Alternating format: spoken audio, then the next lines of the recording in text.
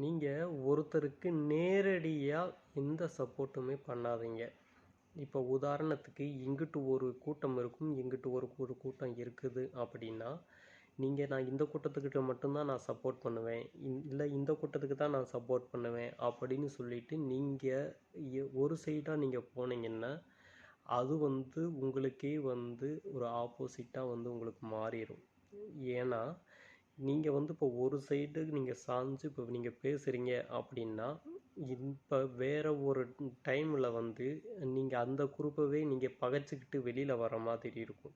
அப்போ வெளியில் வர்ற மாதிரி இருக்கிறப்ப ஆப்போசிட்டில் உள்ளவங்க என்ன நினைப்பாங்க, பாரு இப்போ ஒரு டைம் பேசுகிறான், அப்புறம் ஒரு டைம் பேசுகிறான் அப்படின்னு சொல்லிட்டு உங்களை மேலே ஒரு வெறுப்பு உண்டாகும். நீங்கள் நடுநிலையாக இருந்தீங்கன்னா, இந்த கூட்டத்தில் உள்ளவங்களும் என் மக்கள் தான், இந்த கூட்டத்தில் உள்ளவங்களும் என் மக்கள் தான், 2 பேருமே எனக்கு முக்கியம் அப்படின்னு நடுவில் நிற்கிற தன்மையை நீங்கள் வளர்த்துக்குங்க. நடு ரோட்டில் நில்லுங்க, கார் வந்துச்சுன்னா ஒதுக்கி போய்க்கலாம். இந்த விதி அதை தான் சொல்லுது.